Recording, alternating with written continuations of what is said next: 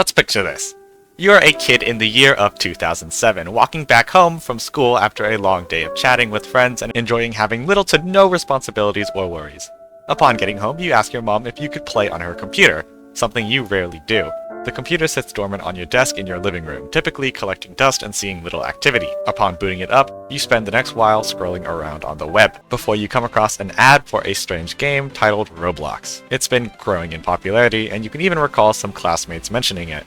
It seems to be some kind of strange game based around Lego-like bricks and building.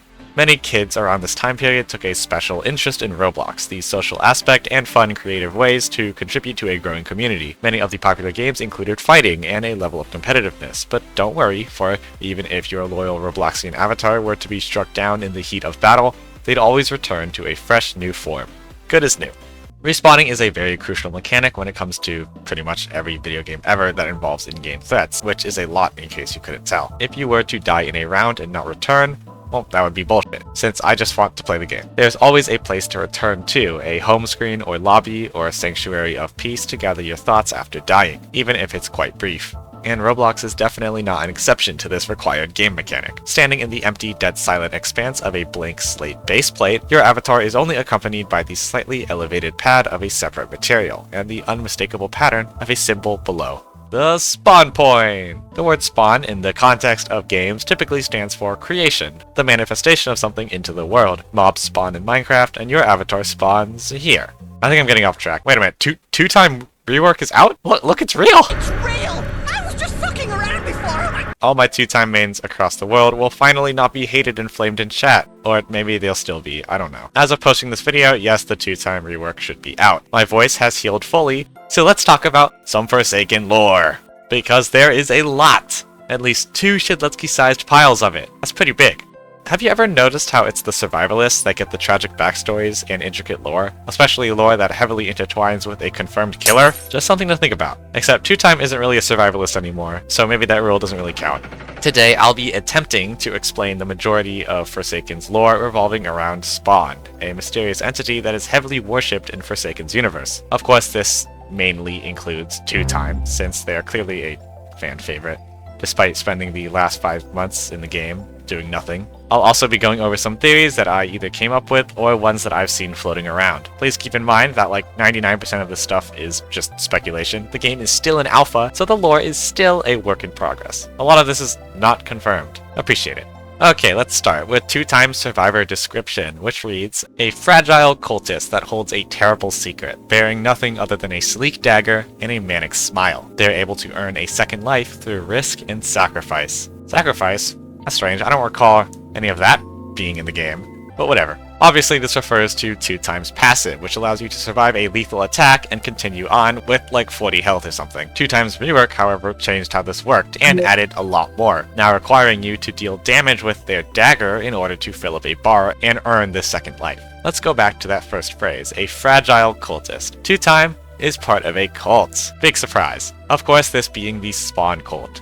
Not much is known about the Spawn cult, but this teaser here does give us a bit of insight. This seems to be some kind of final initiation ritual held to bestow devoted enough members to their destined quote-unquote rebirth. We'll come back to this, definitely. I'm guessing this works like how most cults do, completely brainwashing and manipulating their members into absolute loyalty and devotion to an idea or figure. The figure in this case would be the Spawn. The cult has full belief in the idea of revival, specifically through the powers of the Spawn. Maybe being reincarnated into a better life, or into a better world. Or maybe just being revived back to themselves. I'm not too sure. You could also just give them the power to revive themselves. They could probably also believe that this ability to respawn could grant them some kind of immortality. The point is, the Spawn clearly isn't some fraud, or at least completely fake, since clearly its abilities do seem real in some way. Two-time is able to respawn, though probably in a more painful way than expected. Now let's shift over to our favorite, Kurbita Dusekar. Dusekar possesses magic powers through his staff, as you probably know. Through the way he speaks with all this rhyming and talk about destiny, it's clear that he's a bit stranger than the others. Dusekar's first ability is called Spawn Protection, where he's able to cast a magic shield over a survivor to protect them. Yet another instance of the Spawn's supernatural abilities being shown. Is Dusekar part of the Spawn cult? Probably not. For one, he doesn't have any kind of Spawn symbols on him, no necklace or symbol on his chest, and he never even mentions the spawn in any of his dialogue. Perhaps Dusakar is only using magic connected to the spawn, and isn't actually affiliated with it besides that. Also, since rather than the spawn point's ability to respawn somebody, this ability takes into account the spawn point's ability to protect you after respawning, with that shining blue bubble you're all too familiar with.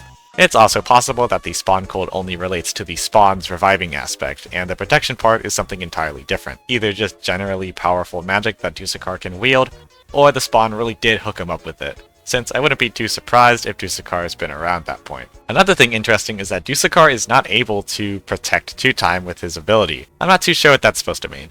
Let's pivot away from the Pumpkin Man and move to Cerulean, a cool upcoming survivor who also has connections to the spawn. In her concept art, here we see a shining spawn pendant necklace around her neck.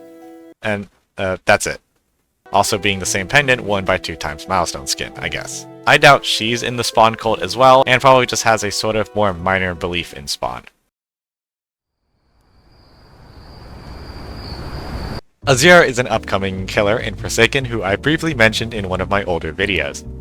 Their design being made by the talented concept artist Toki. You probably know that they have a very major role in TwoTime's story, and can give more insight into what Spawn's whole deal is. TwoTime and Azure were partners, the two of them both meeting in the Spawn Call and quickly becoming acquainted. The second milestone render shows TwoTime a bit more nervous compared to the first, this probably being around the time that their paranoia began to set in. This render also being where TwoTime is wearing more Spawn memorabilia, meaning it was longer after the time they joined. After enough time, the two began to become extremely devoted to the Spawn cult and eventually rose up the ranks due to this. I'm guessing they went around indoctrinating more members or used other ways of showing their eternal loyalty for a long while. Azure had similar clothing to TwoTime, wearing dark gloves and a Spawn symbol on their torso, but also a large wizard hat that covered their eyes. The two were practically inseparable, spending lots of time together even while indoctrinated. They'd spend Christmas together, practice botany, though it was mostly Azure's interest, with their favorite flower being the nightshade. The nightshade is a perennial flower with purplish or green coloration. It's commonly found practically everywhere across the world. Poetically though, nightshade represents danger and betrayal.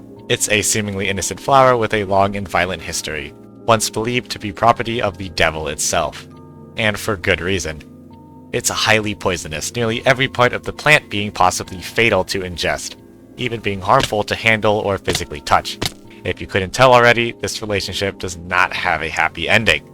After all, it's Forsaken. I found an interesting tweet talking about another purple-colored flower known as hyacinths. Hyacinths represent sorrow, deep regret, and the desire for forgiveness, and sometimes loss. They've been used for centuries to communicate emotions of love and tragedy. The flower is tied to the tale of Apollo, the god of the sun, and a young Hyacinthos.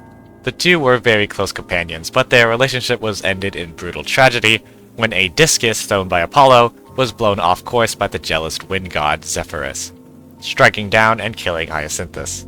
In some cultures, the flower is associated with rebirth and renewal, due to its spring blooming. In case you didn't get bored of me talking about random flowers, then you probably know that this represents TwoTime and Azure's relationship. The hyacinths relating to TwoTime, and of course the nightshade being Azure. The actual tragedy of it, we'll talk about now. I just realized I've been pronouncing Azure wrong this whole time, so my bad. It's the 26th of April. Both TwoTime and Azure, heightened by the title of Grand Disciple, who have been at each other's sides for years now, are just moments away from the shining promise of rebirth. A ceremony is held within the cult, a grand gathering to celebrate the final steps for the two into the warm embrace of Spawn itself. Whatever this rebirth was, it's clearly what this cult's entire purpose was leading up to. Maybe the two of them would be reborn, maybe they'd unlock the ability to be reborn. Either way, it was divine, and it would please Spawn greatly. It was exciting, though also a bit scary, venturing into the unknown like this, after so much time was spent devoting their lives. But one thing was made clear between them. No matter what happened, they'd do it together. The both of them were given a specialized Ghostfire dagger, or possibly just a single one to share. The Ghostfire dagger was a special limited Roblox gear that was published in the marketplace a long while ago. The description reads, "Does tremendous damage. If you KO your opponent, you'll steal his extra health." It's possible that TwoTime knew what it would be used for, but refused to tell Azure, instead playing it off as some cool trinket they were given. Upon the day of rebirth, TwoTime had taken Azure's life, crouched over the horrified expression of their partner, before proceeding to plunge the sharpened blade of their dagger into Azure's chest. Sorry for the sudden transition. The 4 milestone renders showing the timeline of the two's relationship, beginning with warm colors and a cozy atmosphere, into the cold and dark sorrow that it ended in, matching in the darker color scheme and TwoTime's own colder emotions. Azure is usually depicted with their eyes covered, which I think could be representing their ability to see what was really happening, especially involving the ritual. TwoTime's mental state was taking a huge toll ever since they joined the cult, starting off subtle since they had Azure by their side to keep things well, but over time twisted into something much worse. Paranoia and signs of stress over Spawn formed, the fear of not being enough for their god, the slightest imperfections possibly jeopardizing the chance for their peers' respect, and the glorious rebirth at the end of the tunnel. Perhaps TwoTime could have been actually just forced to kill their own partner, but I kind of doubt it. This immense stress was probably too much for them. The cult could have influenced TwoTime into hardly seeing themselves as a person anymore, just another tool. And Azure was getting in the way, combined with the pressuring eyes of nearly every fellow cultist watching this ritual, resulting in TwoTime finally snapping, and deciding that the best way to finally appease Spawn was for a blood sacrifice just that important to them. It's also very possible that they knew about the ritual before, and it was all planned. I'm actually a bit unsure if TwoTime even managed to gain this divine rebirth after taking Azure's life. The second life they utilize in Forsaken could very well just be the Spectre's own granted abilities. It leads me to think of how else the Spectre could have possibly messed with TwoTime. Maybe even posing as Spawn at one point, just for funsies. They're both all-powerful entities after all. Of course, this rebirth being granted to TwoTime by the actual Spawn unrelated to Forsaken would also make sense. In the 3rd milestone render, TwoTime is seen sobbing and praying over Azure's corpse, the dagger sticking out of their chest where it had been pierced, specifically stabbed through Azure's side of the photo. What do you know but a bed of grass and purple-colored flowers surrounds them. This could have been where Azure was taken after the ritual, a secluded place for TwoTime to mourn alone. TwoTime does have the special Spawn-like wings sticking out of their back, as well as a bright Spawn symbol floating behind them like a halo, representing the Spawn's newfound attention. So perhaps the second theory made is more accurate. Azure was the last person TwoTime had, their relationship being the last thing keeping TwoTime from devoting everything they had to Spawn. It went all downhill from here. TwoTime, completely racked with grief, tried to repress the memory of Azure, using overwhelming devotion to Spawn as a way to keep them, quote-unquote, happy. In their Milestone 4 render, they share the same eerie smile that they have in the game, having pretty much lost their mind.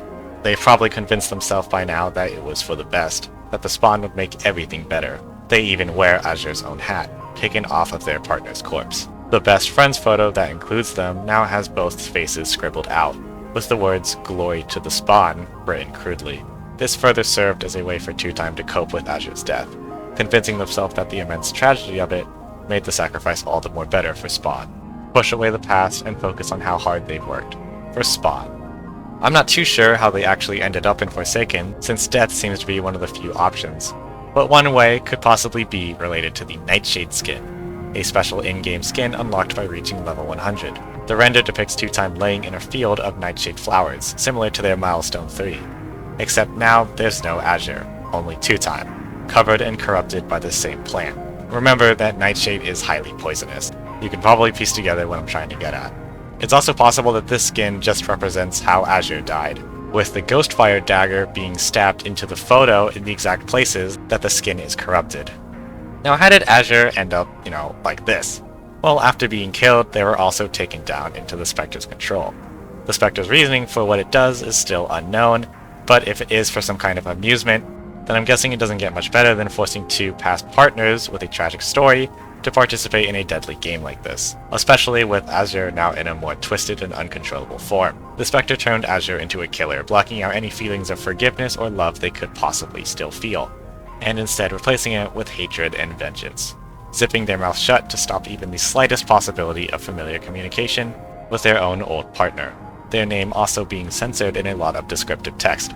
TwoTime was damaged beyond repair. Without Azure, they were fragile and lost, something the Spectre probably knew, thus bringing them down as well.